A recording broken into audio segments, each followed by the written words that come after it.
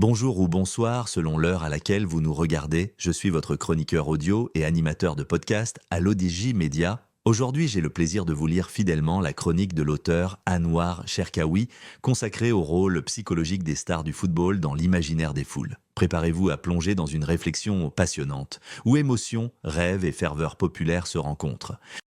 L'auteur commence son article ainsi: il y a, dans l'élan soudain des spectateurs qui franchissent les barrières et envahissent la pelouse, quelque chose qui dépasse la simple infraction au règlement des stades. Ce n'est pas seulement une folie incontrôlée, c'est une décharge brute, une vérité nue, le cri d'un cœur qui cherche à toucher son étoile.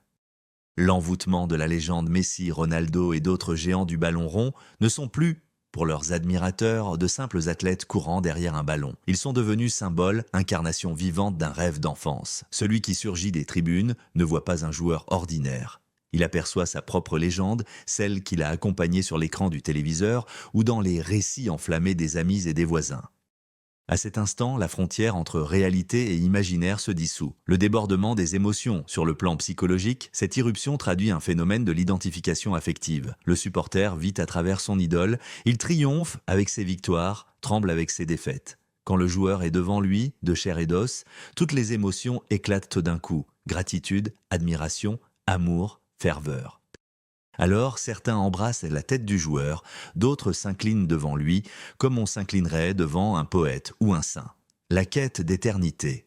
Descendre sur le terrain n'est pas toujours chercher une signature ou une accolade. C'est, en vérité, tenter de voler un instant d'éternité. Effleurer l'épaule de Messi ou poser son front sur la main de Ronaldo, c'est avoir le sentiment d'entrer, ne serait-ce qu'une seconde, dans la grande légende du football universel. Un geste qui, immortalisé par une photo ou gravé dans la mémoire, peut valoir une vie entière.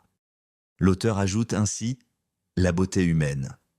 Si l'acte reste risqué sur le plan sécuritaire, il possède une charge de beauté indéniable. C'est l'expression d'un besoin humain essentiel, celui d'approcher les figures qui nous inspirent, d'effleurer l'idéal que l'on s'est choisi. Car ces stars ne mesurent pas toujours l'ampleur de la mission psychologique qu'elles portent dans le cœur des millions. Elles ne sont plus seulement des sportifs, elles sont devenues les réceptacles des rêves et des désirs des peuples. Ce n'est donc pas une simple folie, c'est une révélation émotionnelle, un moment de clarté, une rencontre fragile entre l'homme ordinaire et l'icône vivante, entre la quête de sens et l'incarnation d'un idéal. La prière des foules. Entre les gradins et la pelouse, il y a des barrières, des gardiens, il y a des grilles, des gardiens. Mais le cœur ne connaît ni frontières, ni art, ni verrou. Le fan, lorsqu'il aperçoit son idole, redevient l'enfant du quartier populaire, celui qui rêvait, pieds nus dans la poussière, de courir à ses côtés. Alors il se jette, sans calcul ni raison, vers ce qu'il croit être une bénédiction, un regard, une étreinte, une caresse de lumière.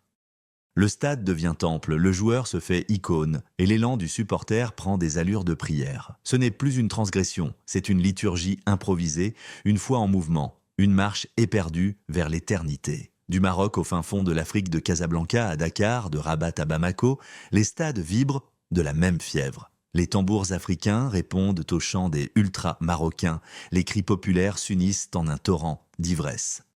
Dans ce vacarme, le supporter retrouve l'âme de son enfance. Le ballon de chiffon frappé dans les ruelles, les courses effrénées sur les terrains vagues, les étoiles rêvées au-dessus du ciel du continent. L'auteur conclut son article ainsi: alors, quand il embrasse le front de son héros ou s'agenouille devant lui, ce n'est pas seulement un geste de fan. C'est une prière qui rappelle les invocations des mères dans les zaouïas de Fès ou les chants des grands-mères au bord du fleuve Niger. Une seconde suffit. Un sourire, une accolade, une larme, et la vie entière semble transfigurée, emplie de sens. Voilà, chers auditeurs, la chronique signée par l'auteur Anouar Cherkaoui. Merci d'avoir été avec nous pour cette immersion dans l'imaginaire des foules et le rôle psychologique des stars du football. Je vous donne rendez-vous très bientôt pour une nouvelle chronique sur l'ODJ Média.